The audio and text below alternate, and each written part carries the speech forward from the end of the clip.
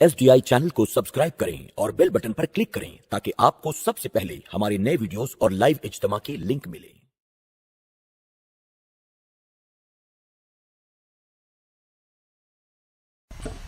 अस्सलामु अलैकुम वरहमतुल्लाहि ताला वबरकातुहू।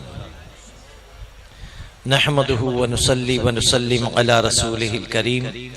अम्मा बअद फ़अऊज़ु बिल्लाहि मिनश शैतानिर रजीम। बिस्मिल्लाहिर रहमानिर रहीम। फ़स्अलू अहलज़ ज़िक्र इन कुन्तुम ला तअलमून।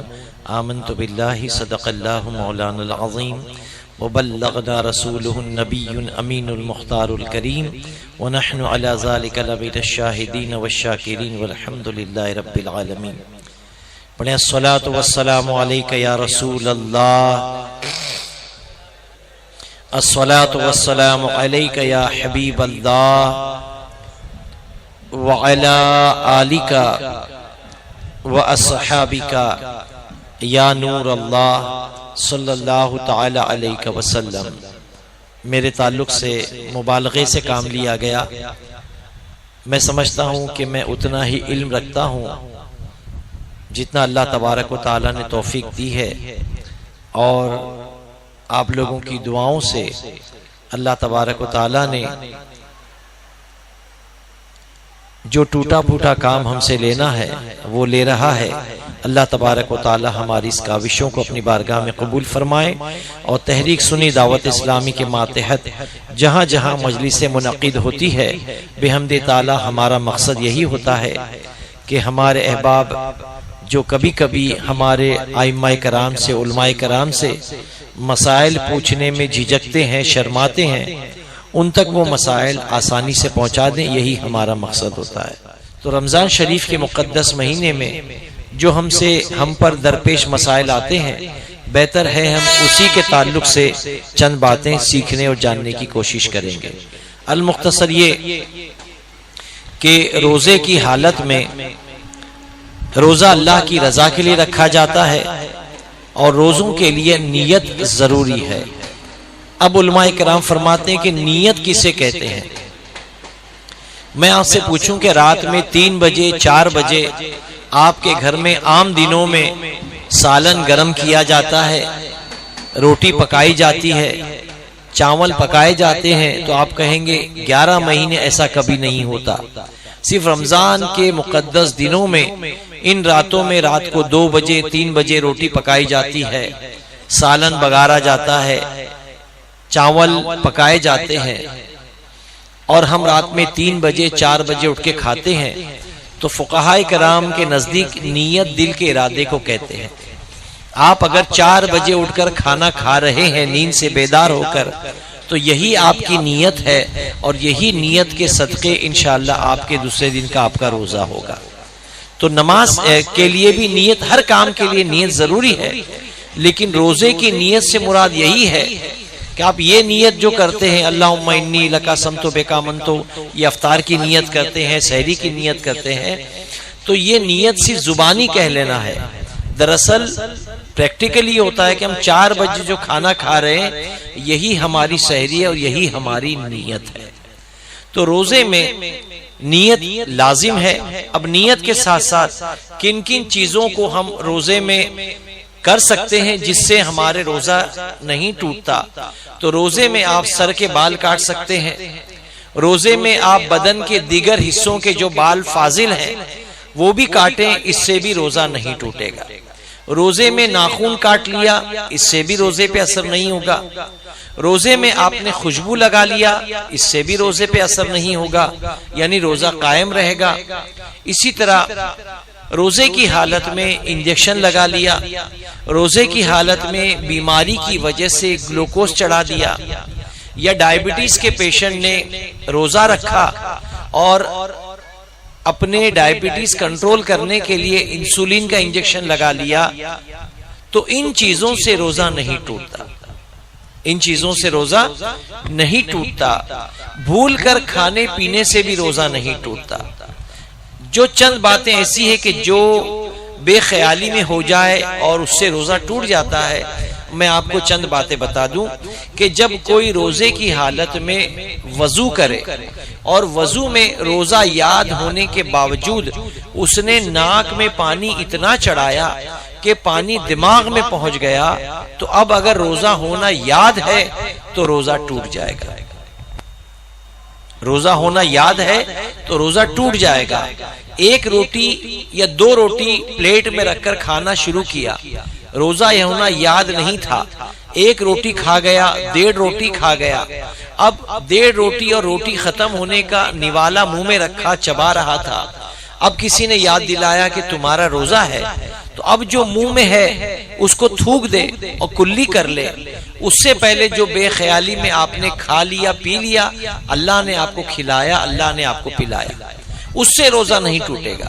لیکن آخری نوالا منہ میں رکھنے کے بعد آپ نے چباتے چباتے یہ سوچا کہ پہلے ہی 1.5 روٹی کھا لیا ہوں، اب اس کو کھا لوں، تو اب یہ ایک نوالا کھانے سے روزہ ٹوٹ جائے گا۔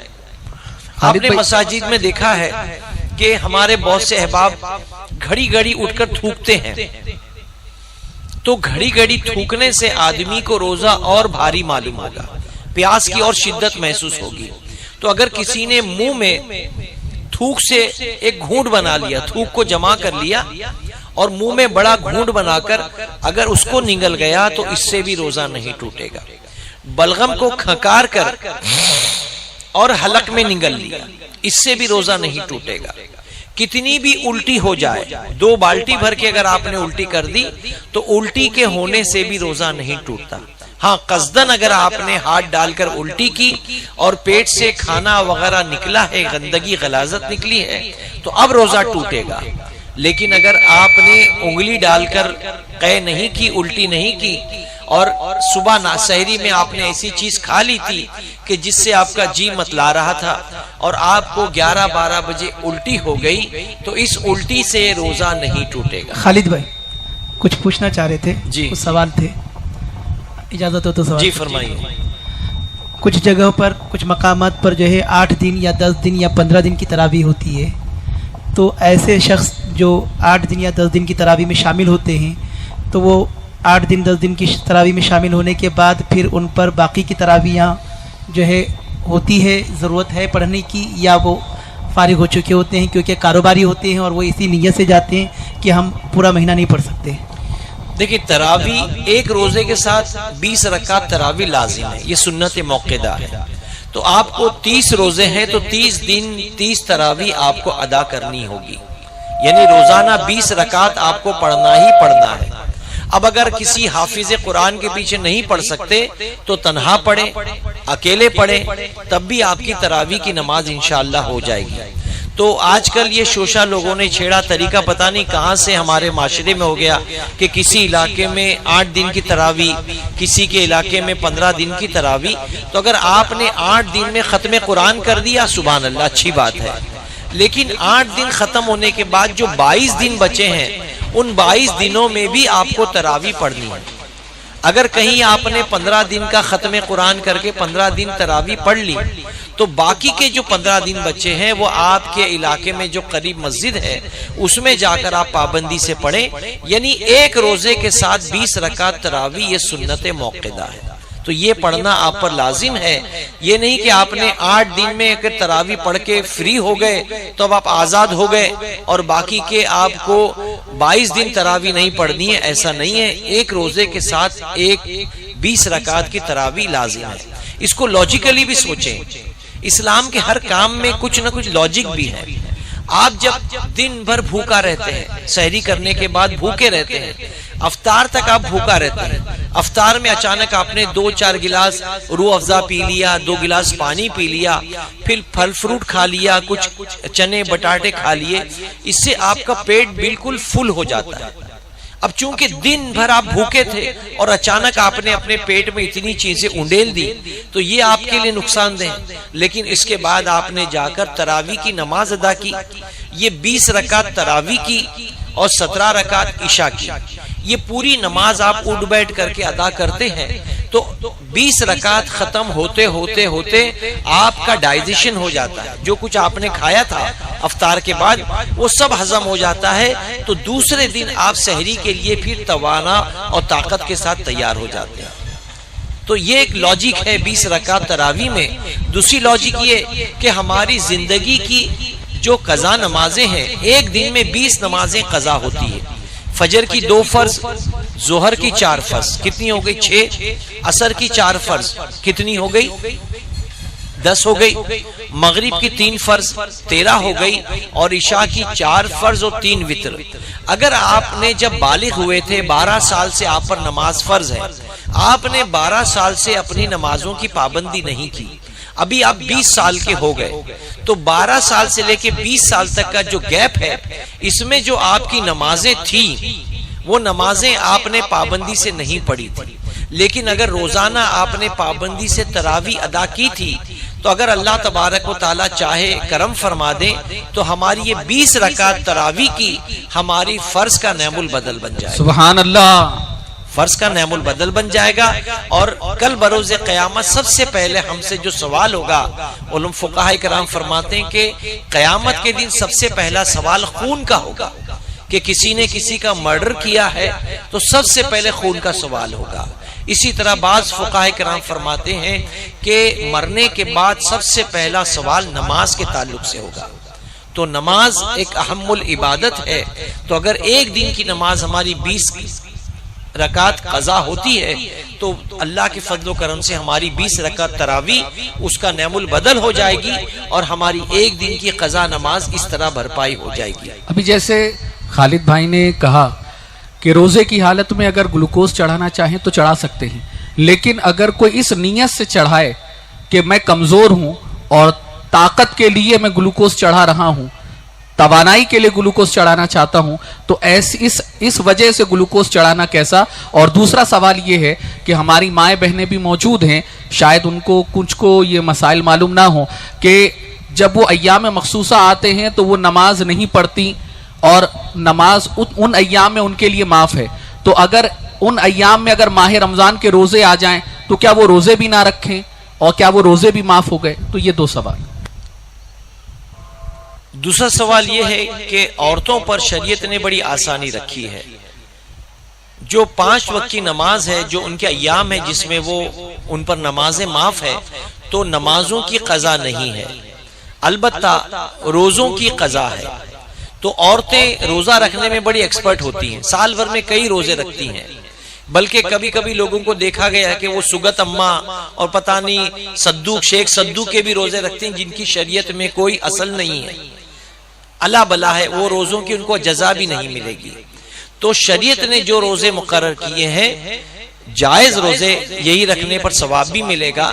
تو عورتیں اگر رمضان کے روزے قضا ہو گئے کسی حالت سے، ان کے حالت کے درپیش، تو وہ سال بھر میں ان کو موقع رہتا ہے، اگلا رمضان شریف آنے سے پہلے وہ اپنے روزوں کی قضا کر لے، تو انشاءاللہ آئندہ سال سے پہلے وہ بری ہو جائے گی۔ پہلا سوال کیا تھا آپ کا؟ پہلا سوال یہ تھا کہ جس طریقے سے روزے میں اگر گلوکوز چڑھائیں جی تو روزے پر فرق۔ یہ سوال دیکھیں کہ اچھا بھلا چنگا آدمی، مضبوط آدمی، کیا کبھی وہ انجیکشن لیتا ہے یا کبھی گلوکوز چڑھانے کی سوچتا ہے؟ نہیں سوچتا۔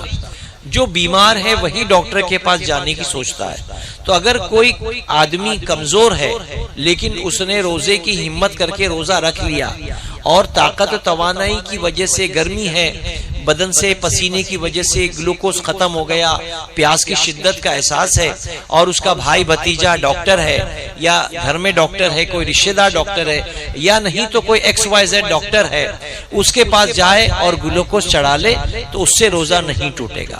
اس لیے کہ روزے کے ٹوٹنے کی جو وجہ بتائی ہے، فقہاء کرام نے فرمایا حلق سے کچھ جانے سے روزہ ٹوٹے گا، کان کے راستے کچھ جائے گا تو روزہ ٹوٹے گا، ناک کے راستے کچھ جائے گا تو روزہ ٹوٹے گا، یا پاخانے کے مقام سے پانی چڑھ جائے گا تو روزہ ٹوٹے گا۔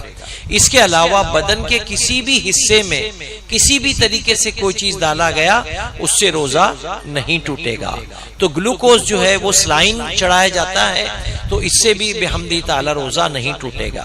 روزے میں اگر کسی نے خون دیا حالانکہ آپ کبھی بلڈ ڈونیٹ کے لیے جائیں، جس کو شریعت نے ناپسند کیا کہ بلڈ ڈونیشن کیمپ میں جا کر بلڈ نہیں دینا چاہیے، لیکن اگر کسی کا بھائی بھتیجا بیمار ہے اور ڈاکٹر نے آپ سے کہا کہ آپ ریپلیسمنٹ میں خون دیجئے، ہم اپنے بینک سے مریض کو خون چڑھا دیں گے لیکن آپ بھی ایک خون کی بوتل دو، تو اگر کوئی روزے میں جا کر کے اپنا خون دے تو یہ دینے سے بھی روزہ نہیں ٹوٹے گا۔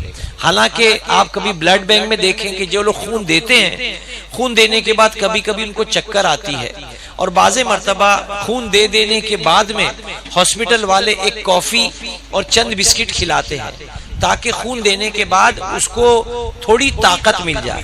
اسی لیے فقہاء کرام نے فرمایا کہ روزے کی حالت میں خون نہ دے، لیکن اگر دے بھی دیا تو اس سے روزہ نہیں ٹوٹے گا۔ اسی طریقے سے خون دینے سے بھی نہیں ٹوٹے گا اور خون لینے سے بھی نہیں ٹوٹے گا۔ اگر کوئی کمزور ہے اور وہ کسی وجہ سے خون لے رہا ہے تو خون کے لینے سے بھی روزہ نہیں ٹوٹے گا۔ اس دور میں ڈائبٹیز کے پیشنٹ بہت زیادہ ہیں، ہر 4 میں سے ایک آدمی کو ڈائبٹک ہو رہی ہے، تو ڈائبٹیز کا بہانہ کر کے کچھ لوگ روزہ نہیں رکھتے، حالانکہ اپنی نگاہوں کے سامنے ایک حدیث مبارکہ رکھو کہ میرے آقا صلی اللہ تعالی وسلم نے فرمایا روزہ رکھو صحت ہو جائے گی، روزہ رکھو صحت مند ہو جاؤ گے، تو روزہ رکھنے سے بیماری نہیں آئے گی بلکہ صحت مندی حاصل ہوگی انشاءاللہ۔ انشاءاللہ۔ کسی نے سوال پوچھا ہے کہ روزے کی حالت میں منہ میں انجیکشن لگا سکتے ہیں کیا، دانت وغیرہ کی کوئی پریشانی کی؟ جی ہاں، دانت کا اگر درد ہے تو سون کرنے کا انجیکشن لگایا جاتا ہے، جو اس کو اینستھیسیا بولتے ہیں۔ اگر بی ڈی ایس ڈاکٹر کے پاس گئے، دانت کے ڈاکٹر کے پاس گئے، دانت میں درد ہے اور اس نے دانت میں سوئی دیا، یہ اینستھیسیا لوکل اینستھیسیا ہوتا ہے، صرف اتنی جگہ کو وہ سون کر دیتا ہے۔ تو اگر وہ انجیکشن لیا ہے، وہ انجیکشن لے کر کے دانت نکالنا چاہتا ہے، دانت اکھڑنا چاہتا ہے، تب بھی کوئی بات نہیں، وہ انجیکشن لے کر کے دانت اکھاڑ سکتے ہیں۔ اگر دانت میں درد ہے تو انجیکشن لے لیا اور پھر جب سون ہو گیا منہ، اب ڈاکٹر نے دانت اکھڑ دیا تو دانت کے اکھڑنے سے بھی روزہ نہیں ٹوٹے گا۔ ہاں البتہ یہ ہے کہ خون جب دانت سے بہنا شروع ہو جائے اور وہ حلق کے اندر اتار دے، جس کی وجہ سے حلق میں خون کا مزہ محسوس ہو جائے، تو اب روزہ ہونا یاد ہے تو روزہ ٹوٹ جائے گا۔ جیسے ہمارے بہت سے احباب مسواک کرتے ہیں۔ ایک واقعہ آپ کو بتاؤں کہ سیدنا موسیٰ علیہ نبینا علیہ الصلوۃ والتسلیم جب اپنی قوم کو، اپنی امت کو سیدنا ہارون علیہ السلام کے حوالے کیا اور اللہ سے ملاقات کے لیے کوہ طور پر چلے گئے، تو آپ نے جاتے جاتے وعدہ کیا تھا کہ میں 1 مہینے میں واپس آ جاؤں گا۔ اب آپ موسیٰ علیہ السلام جب کوہ طور پر گئے اور 1 مہینے کا انتظار کرنے لگے، اللہ تعالیٰ نے فرمایا کہ موسیٰ میں 1 مہینے بعد تجھ سے ملاقات کروں گا، تجھ کو دیدار کراؤں گا۔ تو 1 مہینہ جیسے ختم ہوا، موسیٰ علیہ السلام بڑے خوش ہوئے، اور خوش ہونے کے بعد آپ نے غسل کیا اور مسواک کیا، اپنے دانتوں پر مسواک کیا۔ جیسے ہی 30ویں دن یعنی عید کا دن تھا ان کے لیے، 30ویں دن آپ نے مسواک کیا تو رب کی رحمت کی طرف سے آواز آئی، یہ موسیٰ تو نے کیا کیا؟ موسیٰ علیہ السلام عرض کرتے ہیں اللہ میں نے کیا کیا؟ رب قدیر کی طرف سے آواز آئی کہ موسیٰ مجھے روزے دار کے منہ سے جو بو آتی ہے وہ بو مجھے بہت پسند ہے، اور تو نے مسواک کر کے یہ بو نکال دیا۔ اللہ نے پہلے حکم دیا تھا 1 مہینے کا روزہ رکھ، پھر میں تجھ سے ملاقات کروں گا۔ تو موسیٰ علیہ السلام نے 1 مہینے کا روزہ رکھنے کے بعد جب عید کا دن یعنی اللہ سے ملاقات کا دن آیا تو آپ نے مسواک کر لی، تو رب کی رحمت کو ناگوار گزرا، اور رب قدیر نے فرمایا کہ اے موسیٰ یہ تو نے کیا کیا؟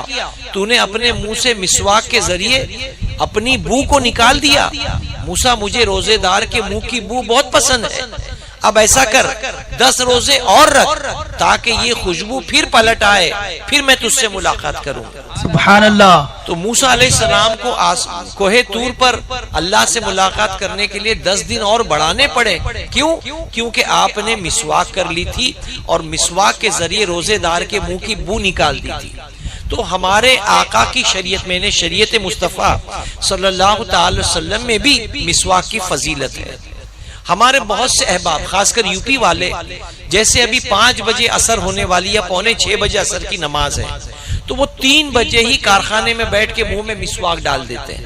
اب وہ 3 بجے سے مسواک چبائے جا رہے ہیں، 3:30 بج گئے، 4 بج گئے، 4:30 بج گئے، 5 بج گئے، وہ بس دروازے پہ بیٹھے بیٹھے چبائے جا رہے ہیں، جیسے ایک بیل جگالی کرتا ہے ایسے مسواک چباتے رہتے ہیں۔ تو اسلام بڑا پاک مذہب ہے اور پاکی کو پسند کرتا ہے۔ تو یہ مسواک گھر کی دہلیز پہ بیٹھ کے، گھر کی چوکھٹ پہ بیٹھ کر گھر میں مسواک چباتے رہنا یہ کراہیت والا معاملہ ہے، یہ اللہ کو پسند نہیں ہے۔ مسواک کب کریں؟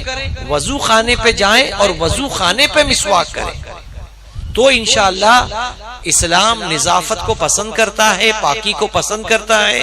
تو وضو خانے پر ہی مسواک کریں تاکہ مسواک کے فضیلت سے آپ مالا مال ہوں۔ سبحان اللہ۔ انشاءاللہ۔ خالد بھائی، جیسے کسی کو پائلس ہو جاتا ہے اور اپنی ضرورت پوری کرنے رفع حاجت کے لیے جب جاتا ہے اور اگر بلڈ بہنے لگے تو اس سے روزے پر کیا اثر ہوتا ہے؟ اور اس کے علاوہ اس کے ساتھ یہ بتائیں کہ ایسا بندہ جو اس بیماری میں مبتلا ہے وہ اپنی طہارت کے لیے جب جائے تو کن باتوں کا خیال رکھے تاکہ روزہ خراب نہ ہو؟ جس کو پائلس کی بیماری ہے نا، پائلس کو بواسیر کہتے ہیں، اگر پائلس کی بیماری ہے اور اس بیماری کے لیے کچھ اس کو احتیاط کرنی چاہیے۔ افطار میں وہ تیز غذا نہ کھائے، اس لیے کہ تیز چٹپٹے کھانے وقت پر تو لذیذ لگتے ہیں لیکن پیٹ میں گرمی پیدا کر کے پھر بواسیر کا اثر دکھائیں گے اور خون بہنا شروع ہو جائے گا۔ تو وہ پرہیز کرے کھانے پینے میں، اور اگر روزے کی حالت میں پاخانے کے مقام سے اگر خون بہ جاتا ہے بواسیر کی وجہ سے تو اس پر بھی روزے کے ٹوٹنے کا فتویٰ نہیں ہے، روزہ قائم رہے گا۔ ہاں البتہ کچھ لوگوں کا یہ معاملہ آتا ہے کہ پاخانہ کرنے کے وقت پاخانے کا مقام ان کا باہر نکل جاتا ہے، کسی بیماری کے سبب پاخانے کا مقام باہر نکل جاتا ہے، تو جب پاخانہ دھوئے تو پاخانہ دھوتے وقت صحیح طریقے سے دھونے کے بعد وہ اس مقام کو سکھا لے اور سکھانے کے بعد اٹھے، تاکہ وہ جو پاخانے کا مقام کسی وجہ سے بیماری کی وجہ سے باہر لٹک گیا ہے وہ جب اندر جائے تو سوکھا ہو کر جائے۔ اگر گیلا ہو کر پانی کی تاثیر لے کر جائے گا تو جس طرح یہاں سے کچھ جائے روزہ ٹوٹتا ہے، یہاں سے کچھ جائے تو روزہ ٹوٹتا ہے، یہاں سے کچھ جائے جس کو فقہ کی زبان میں جوف کہتے ہیں، جوف سے کچھ جائے تو روزہ ٹوٹتا ہے۔ تو فقہاء کرام فرماتے ہیں پاخانے کے مقام سے بھی اگر پانی چڑھ جائے گا تو ڈر ہے کہ روزے دار کا روزہ ٹوٹ جائے گا۔ اگر کوئی ایسے وقت میں اٹھے کہ اگر سحری کرے تو پھر جو ہے وہ غسل نہ کر سکے اور اسے غسل کی حاجت ہے اور غسل کرے گا تو پھر سحری کے لیے وقت نہیں بچے گا، تو اب اسے کیا کرنا چاہیے؟ سحری کرنا نبی رحمت صلی اللہ تعالی وسلم نے فرمایا سنت ہے، یہ آقا کی سنت ہے اور اللہ نے اس میں خوب خیر و برکت رکھی ہے۔ اب یہ مسئلہ بھی سمجھ لیں، آپ نے سمجھ لیے 12 بجے آپ کے گھر میں بیوی نہیں ہے، کوئی اٹھانے والا نہیں ہے، آپ نے 12 بجے ایک گلاس دودھ سحری کی نیت سے پی لیا، اب 12 بجے آپ سو گئے، 1 بجے آپ کے دوست نے دروازہ کھٹکھٹایا کہ میں محمد علی روڈ جا رہا ہوں، کچھ بھیجا بھونا کھانے کے لیے، چلو گے؟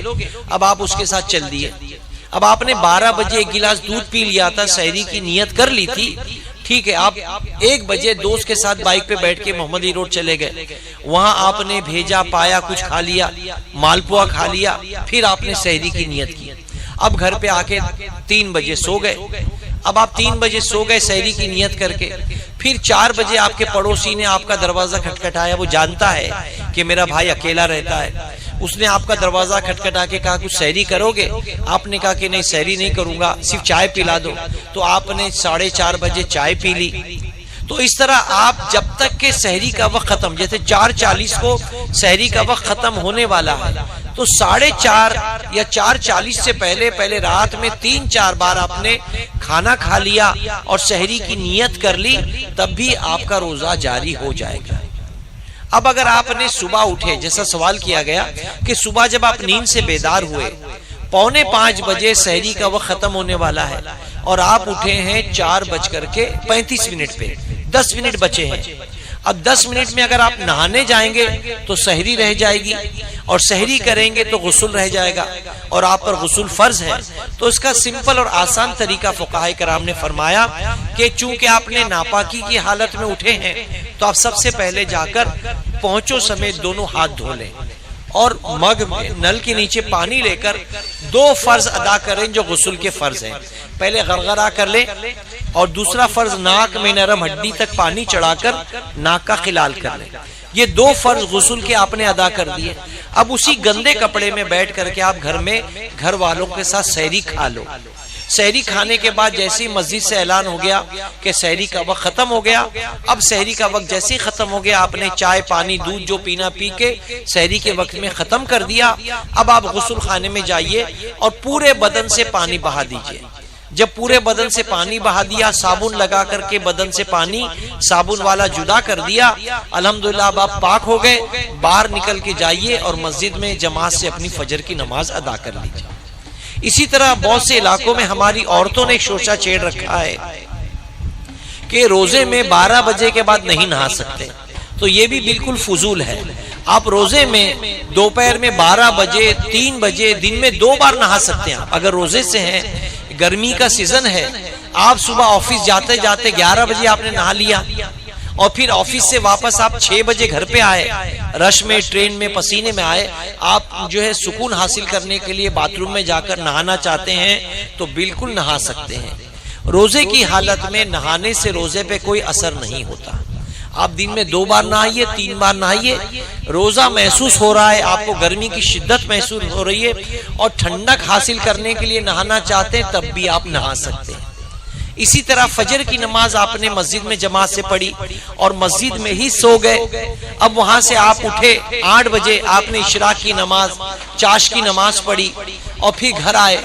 گھر آ کر آپ نے غسل کیا اور غسل کر کے آپ کے پاس اتوار کا دن ہے، کچھ کام نہیں ہے، پھر گھر میں آپ سو گئے. اب سونے کے بعد آپ جب 12:30 بجے اٹھے تو آپ کو احساس ہوا کہ آپ ناپاک ہو گئے. آپ کے بدن پہ گندگی نظر آئی، آپ کو محسوس ہوا کہ آپ ناپاک ہو گئے. تو کوئی بات نہیں، روزے کی حالت میں اگر آپ ناپاک ہو گئے، اب پھر سے آپ غسل کر لیجئے، آپ کا روزہ برقرار رہے گا ماشاءاللہ. اچھا، اگر عشاء کی نماز کے لیے لیٹ ہو جائے کوئی اور جب کوئی پہنچے تو اس وقت تراویح کی جماعت کھڑی ہو چکی تھی اور یہ جو بندہ پہنچا تو اس نے جماعت کا خیال کر کے عشاء کی نماز جو چھوٹ چکی ہے اسے چھوڑ کر جماعت میں تراویح کے شامل ہو گیا، تو کیا ایسا کرنا صحیح ہے؟ اس کی نماز ہو جائے گی؟ نہیں. مسئلہ یہ ہے کہ عشاء کی نماز کے بعد ہی تراویح کا وقت شروع ہوتا ہے. کم سے کم آپ 4 فرض اور 2 سنت ضرور پڑھیں. 4 فرض اور 2 سنت پڑھیں، اسی کے بعد تراویح کا وقت ہوگا. اگر کسی نے بے خیالی میں مسجد میں پہنچا اور امام صاحب نے 4 فرض پڑھا لی، لوگوں نے 2 سنت بھی پڑھ لی، اب تراویح قائم ہو گئی، اور کوئی صاحب بے خیالی میں آ کر تراویح میں شامل ہو گئے، عشاء نہیں پڑھی، ڈائریکٹ تراویح میں شامل ہو گئے، تو یہ جو 20 رکعت امام کے ساتھ انہوں نے پڑھی، یہ سب کے سب نفل ہو جائے گی. پھر اس پر لازم ہوگا کہ پہلے 4 فرض پڑھے، پھر 2 رکعت عشاء کی سنت پڑھے، پھر 20 رکعت تراویح کی پڑھے.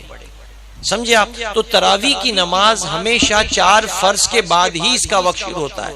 اس کی آسان سی صورت یہ بھی ہے کہ آپ وڈالہ اسٹیشن پہ آپ 9 بجے اترے، اسٹیشن کے پاس ایک مسجد ہے، اس مسجد میں 8:45 بجے کی عشاء کی نماز ہے. اب آپ ٹرین سے فوراً اس مسجد میں اترے، مسجد کا امام سنی صحیح العقیدہ ہے، اس کے پاس اس کے پیچھے جا کر آپ نے 8:45 بجے عشاء کی 4 فرض اور 2 سنت پڑھ لی، یا صرف 4 فرض پڑھ لی. اب باہر نکل کے فوراً آپ اپنی بائک پہ بیٹھے یا رکشہ یا گاڑی پکڑ کر اپنے گھر میں وڈالہ میں آ گئے. اب گھر میں آپ نے اپنا بیگ رکھا، تھوڑا بہت سموسا چائے جو کچھ آپ کو کھانی تھی کھائے. اب مسجد میں آپ آ گئے جو آپ کے گھر کے پاس مسجد ہے. یہاں پر 9 بجے کی عشاء تھی اور 9:15 بجے کی تراویح تھی. اب چونکہ آپ نے وڈالہ اسٹیشن کے پاس امام کے پیچھے 4 فرض پڑھ لی تھی، اب آپ جب مسجد میں پہنچے اپنے گھر کے پاس تو وہاں تراویح قائم ہونے والی تھی. اب آپ یہاں فوراً آتے ہی اپنی عشاء کی 2 رکعت سنت پڑھے اور امام کے پیچھے تراویح شامل ہو جائے. یہ تراویح آپ نے 20 رکعت یہاں کے امام کے پیچھے پڑھ لی، اب اسی امام کے پیچھے 3 وتر بھی پڑھ لی تو الحمدللہ آپ کی تراویح ادا ہو گئی. سمجھے؟ عورتیں بھی سمجھ لیں کہ عورتوں پر بھی 20 رکعت تراویح سنت موقدہ ہے، لیکن مردوں کے لیے جماعت افضل ہے، عورتوں کے لیے جماعت مکروہ ہے. تو عورتیں کیا کریں؟ عورتیں بھی اسی طریقے سے پہلے 4 سنت 4 فرض 2 سنت پڑھ لیں، اس کے بعد میں 2 کر کے تراویح کی رکعتیں پڑھیں. اب اس میں وہ چاہے تو ہر رکعت میں سورہ فاتحہ کے ساتھ قل هو اللہ احد پڑھے، یا ہر رکعت میں کوئی نہ کوئی صورتیں جو یاد ہے وہ صورتیں ملاتے ملاتے وہ 20 رکعت تراویح کی اپنے گھر میں تنہا پڑھیں. جس طرح مردوں پر سنت موقدہ ہے عورتوں پر بھی تراویح سنت موقدہ ہے. ماشاءاللہ. اگر کوئی مختلف علاقوں میں کام کرتا ہو کہ کسی دن باندرا میں، کسی دن اندھیری اور کسی دن وڈالہ، تو الگ الگ علاقوں میں اگر وہ تراویح پڑھنے کا موقع ملے تو کیا وہ صحیح ہے؟ بہتر ہے کسی ایک امام کی اقتداء میں پڑھی جائے تاکہ قرآن پورا سننے کا ادائیگی ہو جائے. لیکن اگر کوئی پھیری کرتا ہے، کام کاج ایسا کرتا ہے کہ الگ الگ علاقے میں روزانہ آنا جانا ہے اور حلال روزی کا کمانا بھی عبادت ہے، تو وہ روزانہ کی تراویح الگ الگ مسجد میں بھی ادا کرے گا تو انشاءاللہ ادا ہو جائے گی، لیکن سنی صحیح العقیدہ امام کی اقتداء میں ادا کرے. ماشاءاللہ. اگر روزے کی حالت میں افطار سے پہلے یا سحری کا وقت مکمل ہونے کے بعد اگر کوئی ٹوتھ برش اور ٹوتھ پیسٹ کا استعمال کرے دانت صاف کرنے کے لیے تو کیا یہ صحیح ہے؟ کوشش کریں کہ آپ سحری میں ہی مسواک، سحری میں ہی ٹوتھ پیسٹ کے ساتھ ٹوتھ برش کر لیں. باقی رہی دن بھر میں تو آپ مسواک کے ذریعے اپنے منہ کو صاف کریں. مسواک کی فضیلت اتنی ہے کہ آپ نے اگر ایک وضو کر کے ایک جمعہ پڑھی تو ایک جمعے کا ثواب ملے گا، لیکن اسی وضو میں اگر مسواک کے ساتھ اگر آپ نے وضو کیا اور جمعہ پڑھی تو آپ کو 27 جمعہ پڑھنے کا ثواب ملے گا. سبحان اللہ. ایک مسواک میں اتنی فضیلت ہے. تو رمضان شریف میں اللہ تبارک و تعالیٰ کی رحمتیں چھماچم برستی ہیں. اللہ تبارک و تعالیٰ فرض نفل کا ثواب فرض کے برابر کر دیتا ہے، سبحان اور اللہ. فرض کا ثواب اپنے ذمے کرم پہ لیتا ہے، جتنا چاہے عطا فرماتا ہے. سبحان اللہ. تو روزے کی حالت میں ٹوتھ پیسٹ میں اگر آپ برش کریں گے تو کبھی آپ سانس لیں گے اس کی ٹھنڈک سینے میں محسوس ہوتی ہے، تو یہ مکروہ ہے، کراہیت والی بات ہے.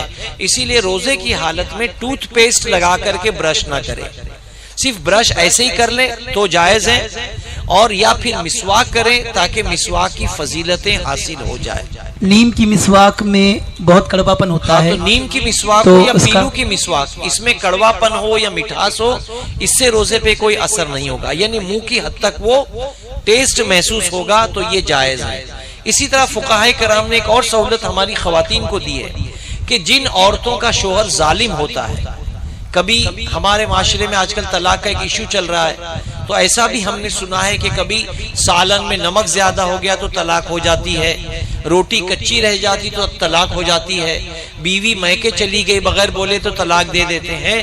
تو یہ ظلم ہے، اللہ اس سے محفوظ فرمائے. آمین. تو اگر ایسا ظالم مرد ہے جو شوہر، ایسا شوہر ہے جو بیوی کو بات بات پر مارتا ہے، اور بیوی کبھی مارکیٹنگ کرنے جاتی ہے، روزہ افطار کے لیے فروٹ خریدنے جاتی ہے، تو اگر اس کو ڈر ہے کہ میں نے 35 روپے کا پپیتا لیا ہے اور پپیتا پھیکا ہے، یا کلنگڑ لیا ہے کلنگڑ پھیکا ہے، اور لے جاؤں گی اور افطار میں اگر کاٹ کے رکھوں گی اور شوہر کو پھیکا لگے گا تو وہ گالی گلوچ کرے گا، مارے گا، تو ایسی خواتین جن کو ڈر ہے کہ شوہر ظلم کرے گا تو وہ خریدتے وقت چکھ بھی سکتی ہے، وہ فروٹ خریدتے وقت چکھ بھی سکتی ہے. چکھنے سے کیا مراد ہے؟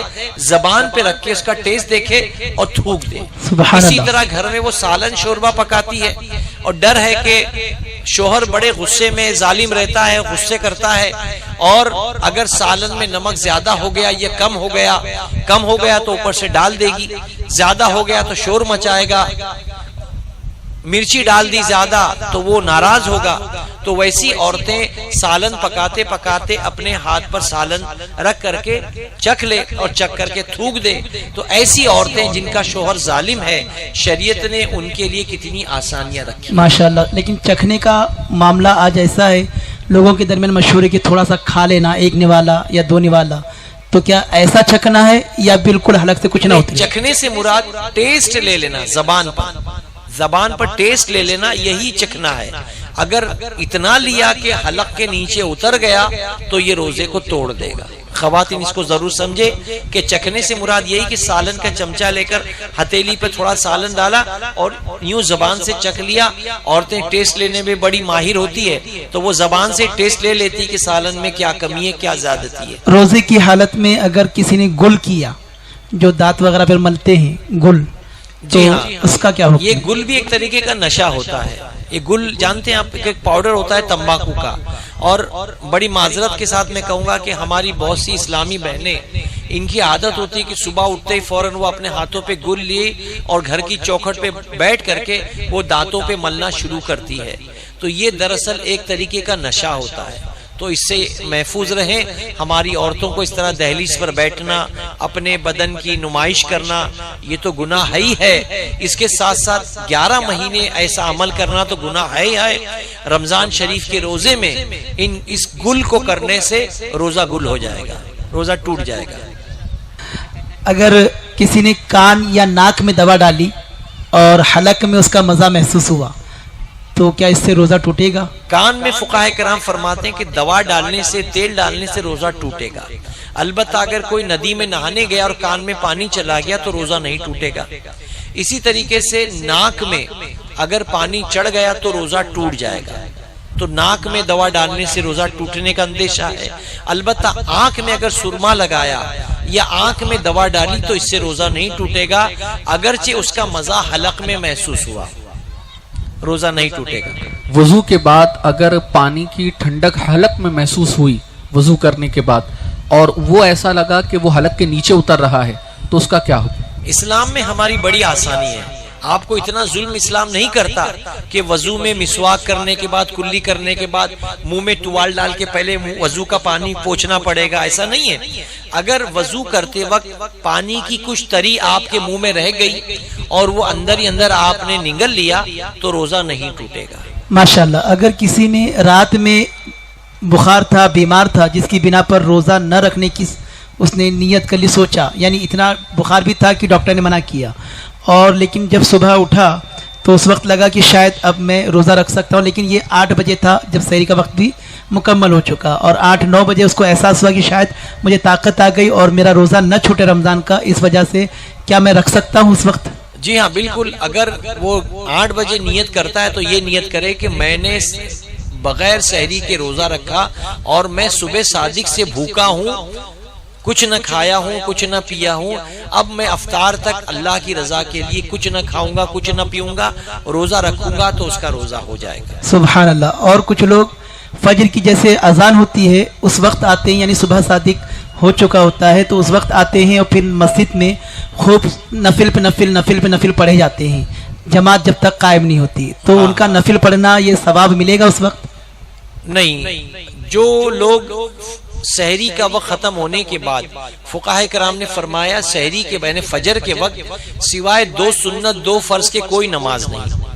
لیکن ہمارے بہت سے بچے مسجد میں آتے ہیں تو پہلے تحیۃ الوضو پڑھ لیتے ہیں، پھر 2 رکعت تحیۃ المسجد پڑھتے ہیں، تو یہ نوافل کا پڑھنا گناہ ہے. ہاں البتہ آپ کے پاس وقت ہے تو اذان ہونے کے بعد آپ اپنے گھر پر اپنی قضائے عمری پڑھ لیں. 2 رکعت، 6 رکعت، 8 رکعت آپ کی قضائے عمری پڑھ لیں اور پھر مسجد میں آئیں اور صرف 2 رکعت فجر کی سنت اور 2 رکعت فرض پڑھ لیں. اسی کی اجازت ہے.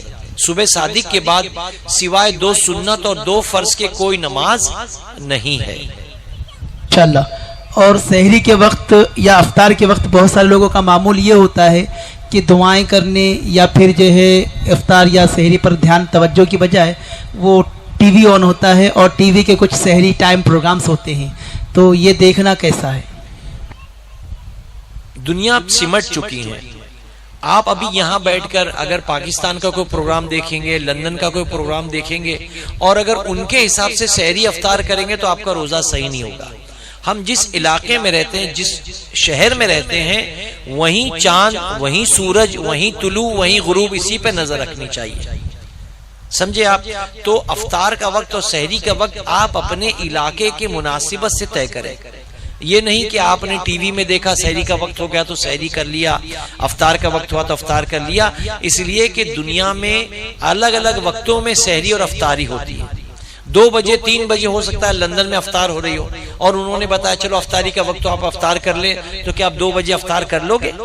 اس لیے کہ امریکہ وغیرہ بعض کنٹری میں دن ہوتا ہے تو یہاں رات ہوتی ہے اور ہمارے یہاں دن ہوتا ہے تو وہاں رات ہوتی ہے. تو ہم کبھی ٹی وی اور نیوز کے بھروسے پہ سحری افطار نہ کریں، بلکہ اپنے علاقے میں آپ اپنی گھڑی، اپنے مسجد کو بالکل میچ کر کے رکھیں، اسی مناسبت سے آپ روزہ افطار اور سحری کریں. سوال تھوڑا سا مختلف تھا، بتایا ماشاءاللہ، لیکن یہ سوال یہ تھا کہ وقت کا پرابلم نہیں ہے، لیکن وقت ہم اپنے حساب سے کریں، لیکن سحری کے وقت یا افطار کے وقت یہ جو ہے دعائیں قبول ہوتی ہے، بہت متبرک وقت ہوتا ہے، تو اس میں ہم جو ہے ٹی وی کی نظر کرتے ہیں، ہاں یہ نہیں تو ہونا یہ چاہیے. صحیح ہے. ٹی وی دراصل لغو لعیب میں شمار ہو جاتا ہے. اب دیکھیں پہلے لوگ مسجد میں بڑی بڑی شب میں، شب معراج میں، شب برات میں مسجدوں میں آ کے نوافل پڑھتے تھے. شیطان نے ایسا ورغلایا کہ اویس قادری کا پروگرام ہے ٹی وی میں، تو لوگ پوری شب معراج گھر میں ٹی وی کے سامنے نعت سننے میں گزار دیتے ہیں. حالانکہ وہ بھی عبادت ہے، لیکن وہ عبادت ایسی روکتی ہے اللہ کے گھر میں آنے سے، اللہ کے گھر میں آنے سے روکتی ہے. اور گھر میں بیٹھ کر کے ٹی وی کے ذریعے آپ نعت سن رہے، سمجھ رہے ہم نے بہت بڑا تیر مارا، بہت بڑا کام کیا. تو خدا کے واسطے ان میڈیا کی چیزوں سے بچیں. آپ اپنا زیادہ تر وقت اللہ کے گھر میں یعنی مسجد میں لگائیں، مسجد میں قرآن کی تلاوت کریں، مسجد میں عبادت کریں، یا زیادہ بہتر ہے ٹی وی کے سامنے بیٹھنے سے. سبحان اللہ. اچھا، چاند کے تعلق سے بڑا معاملہ ہوتا ہے، چاند دکھا نہیں دکھا، دکھا نہیں دکھا، نیوز والا بتا دیا، زیو نیوز والا بتا دیا، آج تک والا بول رہا ہے، یا پھر واٹس ایپ پہ آ گیا. تو اس طریقے سے لوگ جو ہے پٹاخے بھی پھوڑ دیتے ہیں، اور کئی لوگ تو یہ بھی کہتے ہیں کہ پٹاخے پھوٹے ہیں ادھر پر تو اس کا مطلب یہ چاند ہو گیا. تو یہ سب چیزیں کیا یہ ایک ذمہ دار مسلمان کی حیثیت سے مناسب ہے؟ دیکھو، جتنا اسلام میں ہم کو چند چیزوں کی تاکید کی، اتنا مسلمان بے راہ ہو گیا. ہمارے یہاں خبر کے اوپر ایک باب باندھا گیا ہے بخاری شریف میں، خبر کہ کوئی خبر دے تو پہلے خبر کی تحقیق کر لو. قرآن مجید بھی اس کی طرف اشارہ کرتا ہے کہ جو خبر لا رہا ہے پہلے اس کی تحقیق کر لو.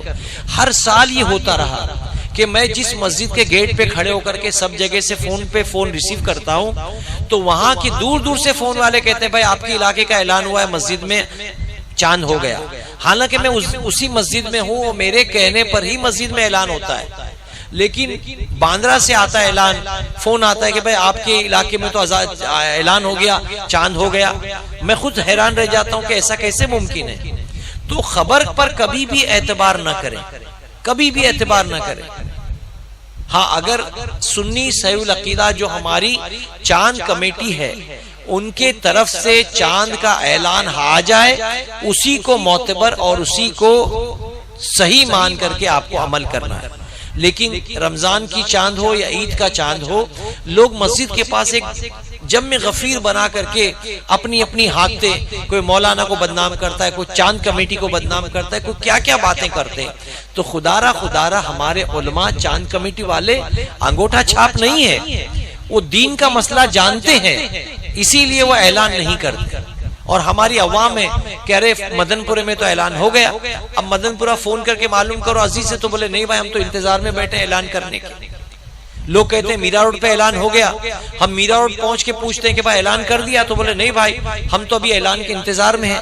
تو سب ایک دوسرے کو جو ہے وہ پریشان کرتے ہیں. تمہارے علاقے میں ہو گیا، جب وہاں فون کرو تو پتہ چلتا وہاں نہیں ہوا. تو یہ سب خبریں جو ایک دوسرے کو پاس کرتے ہیں یہ معتبر نہیں ہوتے. ماشاءاللہ. آخری اس سوال. کا خیال ضرور کریں کہ معتبر جو خبر دے اسی کی خبر کو مانا جائے. ماشاءاللہ. بہت سارے لوگوں کے ذہن میں یہ ہے کہ زکوٰۃ صرف اسی پر فرض ہے جو بہت مالدار، بہت امیر ہے، یا ہم اگر شارٹ میں اگر سمجھنا چاہیں تو کتنی رقم کا مالک ہو تو اس پر زکوٰۃ فرض ہو جاتی ہے؟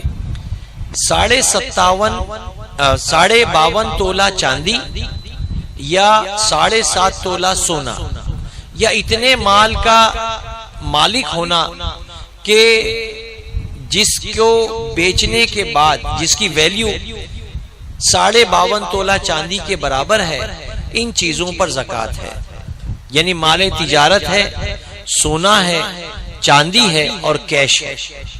سونا، چاندی، کیش یا مال تجارت، یہ جو چاروں چیزیں ہیں یہ اتنی ہے. انہیں آج کے دن 2017 میں، آج 23 مئی ہے، آج کے دن لگ بھگ چاندی کا بھاؤ 40,000 روپیہ کلو چل رہا ہے. 40,000 اور اوپر کچھ پیسے ہیں، یہ کلو چل رہا ہے. یعنی کسی کے پاس 25,000 یا 25,500 روپے اپنے اخراجات کے علاوہ اس کے پاس پڑے ہیں تو وہ زکوٰۃ نکالنے والا ہو سکتا ہے، یا وہ زکوٰۃ وصول نہیں کر سکتا. کتنے پیسے؟ 25,500. 25,500 روپے میں 52.5 تولہ چاندی آ جاتی ہے. اسی لیے جو 25,500 روپے کا مالک ہے وہ زکوٰۃ وصول نہیں کر سکتا. ہاں البتہ 30,000 روپے کا مالک ہے، لیکن 30,000 روپے میں 10,000 گھر کا کرایہ ہے. اب جب 10,000 گھر کا کرایہ جو حاجت اصلیہ ہے دینے کے بعد 20,000 بچتے ہیں تو یہ 20,000 پر زکوٰۃ نہیں ہے. سمجھ گئے؟ یعنی جس کے پاس آج کے دن 25,500 روپے ہے وہ زکوٰۃ تو لے نہیں سکتا، لیکن یہ 25,500 کب سے جمع ہے؟ اگر اس پر سال پورا ہو گیا تو یہ 25,500 روپے پر وہ زکوٰۃ بھی نکالے گا.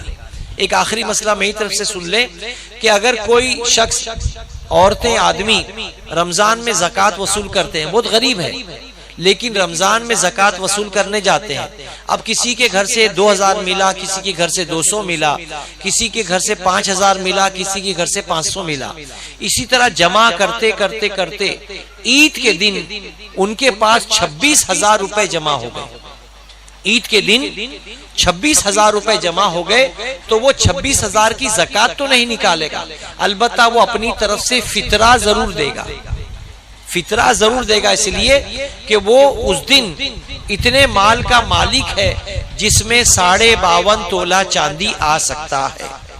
سمجھ گئے؟ تو مانا کہ وہ غریب ہے، فقیر ہے، زکوٰۃ وصول کرتے کرتے عید کے دن اگر وہ 25,000-26,000 روپے کا مالک ہو گیا تو وہ 26,000 کی زکوٰۃ تو نہیں نکالے گا، البتہ 26,000 کا مالک ہونے کی وجہ سے وہ اس دن فطرہ ضرور نکالے گا جو اس کی مناسبت سے ہے.